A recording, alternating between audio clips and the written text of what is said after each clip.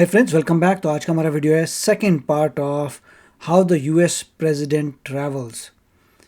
जो first part था बहुत ख़तरनाक था। ऐसा लग रहा था जैसा हर कुछ मतलब पैरानोआ में जी रहे हैं।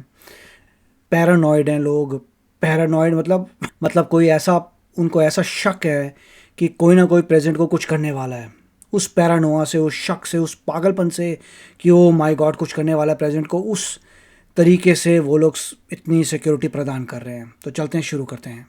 और बाकी जो बचती हैं बिल्डिंग्स, उनके हर फ्लोर पे जो लोग रहते हैं उनके फैमिली मेंबर्स की काउंटिंग होती है और पुलिस वेरिफिकेशन होता है। 2015 में जब बराक ओबामा आए थे तो ऐसी 71 बिल्डिंग्स थी जिनको सील किया गया था। जो स्टेज बना होता है, इवेंट की जो पूरी लोकेशन होती है, उसको भी बैरिकेडिंग लगा के सील किया जाता है, तो उसकी भी मार्किंग होती है। और ये जो बैरिकेड्स लगाए जाते हैं ये नॉर्मल बैरिकेड्स नहीं होते हैं, ये एंटी रैम ग्रेड 6.8 टन की बैरिकेडिंग होती है। मतलब 80 किलोमीटर पर आवर की स्पीड से अगर ट्रक भी अगर इस पे टकराता है तो वो रुक जाता है। और होस्ट कंट्री के जो वीआईपी होते हैं उनको भी अपनी पर्सनल गाड़ी लेके इस इवेंट की लोकेशन पे पहुंचना अलाउड नहीं होता। इंडिया के जो वीआईपीज होते हैं, मिनिस्टर्स होते हैं, उनको भी इस लोकेशन पे डायरेक्ट पर्सनल कार की बजाय बस वगैरह का यूज करके, शटल वगैरह का यूज करके लाया जाता है। जैसे G20 के डिनर के टाइम पे हुआ था, इंडिया के मिनिस्टर्स को बस में लेके वेन्यू पे पहुंचाया गया था। इसके साथ साथ जो पोडियम होता है, यूएस प्रेसिडेंट जिसपे स्पीच देते हैं, ये भी नॉर्मल नहीं होता। इसको यूएस सीक्रेट सर्विस डिजाइन करती है, ब्लू ब्लूज कहा जाता है इसको। पोडियम जो होता है वो भी यूएस प्रेसिडेंट को एक शील्ड की तरह बचाने का काम करता है। अगर आपने जब ट्रंप पे गोली चली थी तो आपने देखा होगा, जितने यूएस के सीक्रेट सर्विस एजेंट थे वो पोडियम से ही उनको ब्लॉक कर रहे थे। स्टेज पे प्रेसिडेंट कहां पे खड़े होंगे, स्टेज से हटके कहां जाके बैठेंगे, एक एक स्टेप पहले से मार्क कर लिया जाता है। पूरी जो लोकेशन होती है उसकी एंट्री एग्जिट मार्क करके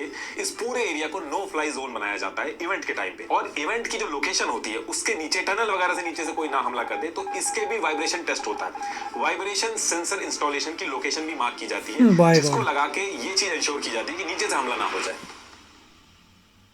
तो ये फाइनल सर्वे करने के बाद ये जो एडवांस सर्वे टीम आई होती है, ये अपना पूरा का पूरा सर्वे कंप्लीट करती है। ड्रोन और लेजर मैपिंग का यूज करके ये लोग 3D लेआउट बनाते हैं, रिस्क इंडेक्स रिपोर्ट रेडी करते हैं और पूरे विजिट का लेआउट बना के स्टेप बाय स्टेप हर एक चीज इस रिपोर्ट में मेंशन कर देते हैं। इसमें हर एक चीज मेंशन होती है कि यूएस प्रेसिडेंट जब आएंगे तो किस लेवल का रिस्क होगा, क्या क्या किया जा सकता है, बचाया कैसे जा सकता है, इमरजेंसी में क्या करना, एक एक चीज मेंशन होती है। और ये रिपोर्ट बनने के बाद वॉशिंगटन के अंदर यूएस में जितने डिपार्टमेंट इन्वॉल्व होते हैं उनको भेज दी जाती है। इस लेआउट पे secret service, protective intelligence division और व्हाइट हाउस मिलिट्री ऑफिस के लोग इसको एनालाइज करने के बाद 3 प्लान रेडी किए जाते हैं, plan A, plan B, plan C. और फिर इसकी फाइनल कॉपी सारे डिपार्टमेंट में शेयर कर दी जाती है और होस्ट कंट्री के साथ भी इसकी कॉपी शेयर की जाती है। और फिर बाकी जितनी भी प्रिपरेशंस होती हैं होस्ट कंट्री और यूएस दोनों मिलकर करने लगती हैं। मान लो दिसंबर में विजिट है तो नवंबर तक रिपोर्ट, लेआउट का सारा काम हो जाता है। होस्ट कंट्री लेआउट के हिसाब से प्रिपरेशन स्टार्ट कर देती है और फिर जब प्रेसिडेंट की विजिट में 10 से 15 दिन बचे होते हैं तब यूएस अपनी सेकंड एडवांस टीम इंडिया भेजती है। ये टीम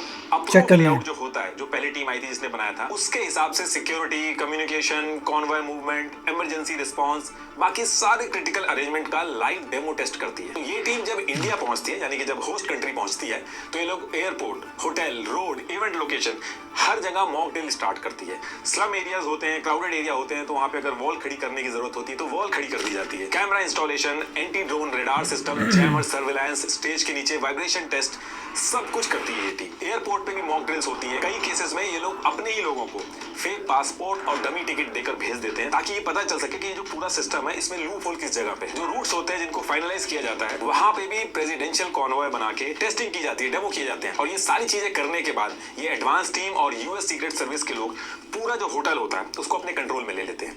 होटल के room, corridor, ventilation system, kitchen, पूरे होटल का सिक्योरिटी सर्च यूएस दोबारा से करता है। प्रेसिडेंट के रूम और फ्लोर को कॉमन यूज से हटा दिया जाता है, वहां पे बुलेट प्रूफ बैलिस्टिक ग्लास लगा दिए जाते हैं। इमरजेंसी ऑक्सीजन सप्लाई का भी अरेंजमेंट होता है। टीवी यूनिट, जितने इलेक्ट्रॉनिक्स आइटम होते हैं इनको रिप्लेस कर दिया जाता है, कहीं कोई लिसनिंग डिवाइस और ये सारी चीजें ना हो, ये सब भी चेक होता है। होटल के अंदर वॉर रूम भी सेटअप किया जाता है। कुछ केसेस में एम्बेसी में भी किया जाता है, लेकिन जनरली होटल के अंदर एक वॉर रूम सेटअप किया जाता है इन केस अगर कोई हमले जैसी सिचुएशन हो गई तो उससे डील करने के लिए। और होटल के अंदर भी multiple drills back to back होती रहती है। पूरे होटल को 7 लेयर सिक्योरिटी सिस्टम से सिक्योर किया जाता है। और सिर्फ होटल ही नहीं, होस्ट कंट्री में उतरने के बाद रेजिडेंट इसी 7 लेयर सिक्योरिटी सिस्टम में रहता है। सबसे आउटर लेयर पे लोकल इंडियन पुलिस और पैरामिलिट्री होती है, रोड को बंद कराना, क्राउड को दूर रखना, ये सब देखते हैं। फिर इसके अंदर वाली जो लेयर होती है उसमें एनएसजी कमांडो आते हैं, हेवी फायरिंग कैपेबिलिटी के साथ, स्नाइपर्स वगैरह जो लगते हैं वो इसी लेयर में होते हैं। ऐसे ही एकदम अंदर वाली जो लेयर होती है, जो यूएस प्रेसिडेंट के सबसे पास होती है, उस सिक्योरिटी लेयर में सिर्फ यूएस के सीक्रेट सर्विस एजेंट होते हैं। इसमें 300 से ज्यादा यूएस के सीक्रेट सर्विस एजेंट होते हैं इस इनर सर्किल के अंदर, जो फिजिकली प्रेसिडेंट को शील्ड करते हैं। कार में बैठाना हो, रूम तक ले जाना हो, सेनाओं सब यही करते हैं। ये जो पूरा सिक्योरिटी सर्कल होता है ये करीब 10 से 15 किलोमीटर तक होता है। और एयर स्पेस की भी बात करें तो जनरली 18 से 18 टू 56 किलोमीटर की जो रेंज होती है इसमें से कोई भी एक रेंज सेलेक्ट करके एयर स्पेस को भी नो फ्लाई जोन बना दिया जाता है। तो ऊपर नीचे आगे पीछे पूरी सिक्योरिटी में प्रेसिडेंट रहता है। इसके बाद ये जो पूरा एरिया जहां प्रेसिडेंट को रहना होता है, इवेंट अटेंड करने होते हैं, उस पूरे एरिया के अंदर जो क्रिमिनल्स होते हैं जिनका पुराना रिकॉर्ड होता है पुलिस स्टेशन के अंदर, या कोई शक होता है कि ये कुछ थ्रेट कर सकते हैं, एज अ प्रिकॉशनरी मेजर उनको भी उठा के जेल में डाला जाता है। और अगर ये डाउट होता है कि कोई एक्टिविस्ट वगैरह इवेंट में कुछ प्रोटेस्ट वगैरह करने की कोशिश कर सकते हैं तो उनको भी जेल में डाल दिया जाता है। जब ओबामा आए थे तो उस टाइम पे भी सीपीआई के कई सारे लोग थे जिनका लग रहा था कि ये प्रोटेस्ट वगैरह करेंगे एम्बेसी के बाहर, तो उनको भी उठा के प्रिवेंटिव कस्टडी में डाल दिया गया था। और इसके साथ साथ जो भिखारी होते उनको भी भीख मांगना इस एरिया के अंदर अलाउ नहीं होता। भिखारियों को भी पकड़ के सेपरेट शेल्टर में डाल दिया जाता है। 2017 में जब इवांका ट्रम्प आई थी तो भीख मांगने पे बैन लगा दिया गया था। भिखारियों को जेल कैंपस स्पेशल होम में डाल दिया गया था।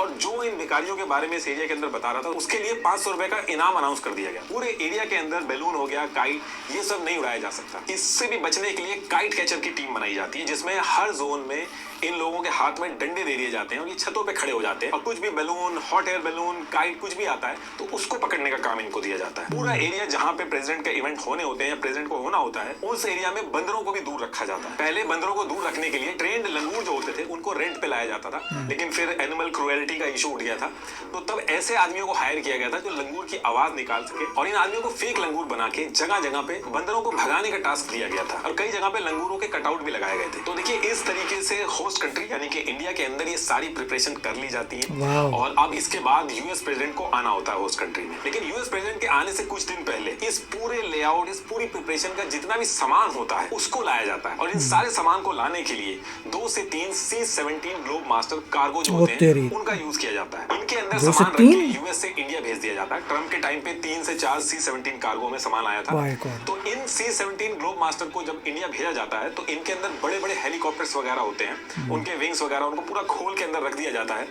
यूएस प्रेसिडेंट जिस गाड़ी से चलते हैं द बीस्ट, जो उसकी बैकअप गाड़ी होती है, कॉन्वॉय के अंदर जितने भी अलग अलग तरीके के व्हीकल्स होते हैं सब के सब इसी कार्गो में प्रेसिडेंट के आने से पहले होस्ट कंट्री यानी कि इंडिया के अंदर पहुंचा दिए जाते हैं। पूरे कॉन्वॉय के अंदर जितने भी vehicles, radar system, snipers, hawkeye, jammer, K9 squads के डॉग्स, सब कुछ इन्हीं कार्गो में डाल के यूएस प्रेसिडेंट के आने से पहले इंडिया में पहुंचा दिया जाता है। अब इसके बाद वो डेट आती है जिस दिन यूएस प्रेसिडेंट को इंडिया आना होता है। इस दिन एक फिक्स्ड शेड्यूल पे प्रेसिडेंट व्हाइट हाउस में जो रेजिडेंशियल एरिया है उससे निकल के साउथ पोर्टिको गेट से होते हुए व्हाइट हाउस के साउथ लॉन में पहुंच जाते हैं, जहां पे ऑलरेडी 3 से 4 एक जैसे दिखने वाले मरीन वन हेलीकॉप्टर खड़े होते हैं। ये मरीन वन कोई हेलीकॉप्टर का मॉडल नहीं है, बस जिस हेलीकॉप्टर पर प्रेसिडेंट बैठता है उसको मरीन वन नाम दे दिया जाता है। ज्यादातर VH-3D सी किंग मॉडल के जो हेलीकॉप्टर होते हैं वो यूज होते हैं प्रेसिडेंट के लिए। इन हेलीकॉप्टर्स में प्रेसिडेंट के साथ सीक्रेट सर्विस के मेंबर्स भी जाते हैं और बाकी का जो सिक्योरिटी स्टाफ होता है दूसरे जो बैकअप हेलीकॉप्टर्स होते हैं उनमें बैठ जाते हैं। ये सारे एक जैसे दिखते हैं तो किसी को नहीं पता होता है कि प्रेसिडेंट कौन से हेलीकॉप्टर में बैठा है।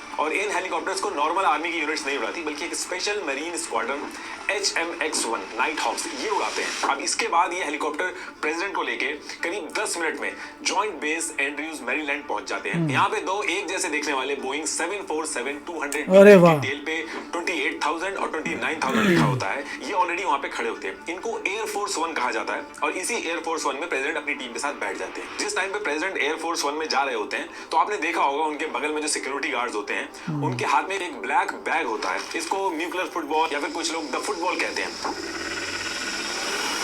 इस बैग के अंदर एक ब्लैक बुक होती है जिसमें न्यूक्लियर वॉर के डिफरेंट स्ट्राइक ऑप्शंस और इमरजेंसी प्लान्स होते हैं। इसके साथ एक और बुक होती है जिसमें क्लासिफाइड सेफ लोकेशंस होती हैं जिसमें इमरजेंसी में प्रेसिडेंट जाके छुप सके। और इसके साथ में एक 3x5 इंच का कार्ड होता है जिसको बिस्किट कहते हैं। इस कार्ड पे प्रेसिडेंट के ऑथेंटिकेशन कोड्स होते हैं। इस कोड के थ्रू प्रेसिडेंट पेंटागन में अपनी आइडेंटिटी वेरीफाई करके किसी भी न्यूक्लियर ऑर्डर को वैलिडेट कर सकते हैं। और ये सारी चीज एयरफोर्स 1 में जब प्रेसिडेंट उड़ रहे होते हैं तब करी जा सकती है। और देखिए ये एयरफोर्स 1 कोई मॉडल नहीं है। जिस भी एयरक्राफ्ट में यूएस का प्रेसिडेंट ट्रैवल करता है उसका कॉल साइन एयरफोर्स 1 होता है। एक्चुअली एक बार यूएस के प्रेसिडेंट एयरफोर्स 8618 में ट्रैवल कर रहे थे और उसी एयर स्पेस में एक कमर्शियल फ्लाइट ईस्टर्न एयरलाइन 8610 जिसका सेम फ्लाइट नंबर था वो भी आ गई थी। तो इससे एयर ट्रैफिक कंट्रोल रूम में कंफ्यूजन हो जाता है। तो तब से ये रूल है कि एयरक्राफ्ट का मॉडल कोई भी हो जिसमें प्रेसिडेंट जा रहा है, लेकिन अगर उसमें प्रेसिडेंट बैठ गया तो उसका कॉल साइन एयरफोर्स 1 ही होगा ताकि कंफ्यूजन ना हो। और ये एयरफोर्स 1 कोई नॉर्मल प्लेन नहीं होता, ये आसमान के ऊपर एक उड़ता हुआ पूरा का पूरा मिनी व्हाइट हाउस की तरह होता है। इसमें 3 फ्लोर्स होते हैं,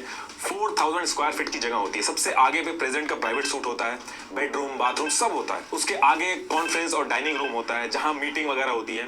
2 फुल साइज किचन होते हैं। प्लेन के बीच वाले हिस्से में सीक्रेट सर्विस और प्रेस वाले भी होते हैं। एक हॉस्पिटल भी होता है जिसमें इमरजेंसी में मिनी सर्जरी भी हो सकती है। High speed internet, military grade communication सब कुछ होता है। 45,000 फीट की हाइट पे भी यूएस का प्रेसिडेंट दुनिया में किसी से भी बात कर सकता है। और एयरफोर्स 1 में दुनिया के बेस्ट एडवांस्ड रडार और मिसाइल वार्निंग सिस्टम्स लगे होते हैं। ये बहुत ही दूर से मिसाइल का जो थ्रेट होता है उसको डिटेक्ट कर लेते हैं। उसके अगेंस्ट इलेक्ट्रॉनिक काउंटर मेजर लेके उसको कंफ्यूज करने की भी कैपेबिलिटी रखते हैं। और इसको ऐसे डिजाइन किया गया है कि न्यूक्लियर ब्लास्ट से आने वाली ईएमपी भी उसके कम्युनिकेशन सिस्टम को बंद नहीं कर पाते हैं। और जब एयरफोर्स 1 उड़ रहा होता है तो उसके चारों तरफ F-15, F-16, F-22 रैप्टर ये सब फिजिकली एस्कॉर्ट कर रहे होते हैं। बहुत ही खतरनाक था, बहुत ही अच्छा बताया। आई डोंट नो इतनी सारी इन्फॉर्मेशन कहाँ से लेके आए हैं, बट दिस इज़ अमेजिंग। बहुत ही बढ़िया वीडियो बनाया है, बहुत ज़बरदस्त इन्फॉर्मेशन है, इतने डिटेल्स में। This is awesome. पता नहीं कहाँ कहाँ से इन्फॉर्मेशन ली होगी, इतने डिटेल दिखाना कि एयरप्लेन कैसा होता है, क्या प्रोटोकॉल्स होते हैं सेफ्टी, कहाँ क्या चेक करते हैं, क्या क्या नहीं करते। This is a lot of work. मैं तभी समझ आ रहा है कि इतना पैसा बहाते कहाँ हैं, डिफेंस बजट का पैसा कहाँ कहाँ जाता है, ये सब यहीं जा रहा है चीज़ों में। इतनी गाड़ियाँ आती हैं, मल्टीपल C-17 ग्लोब मास्टर आ रहे हैं, चेकिंग हो रही है, डबल चेक ट्रिपल चेक, हर चीज़ के लिए अपनी चीज़, हर चीज़ के लिए अपना बंदा। बहुत पैसा लगता है इसमें, massive amount of money, my God. तो बहुत ही ब्यूटीफुल था, जैसे ब्यूटीफुल वीडियो। बहुत इन्होंने अच्छा बताया, पूरा एक्सटेंट बताया कि कितना पैसा जा रहा है इन चीज़ों में।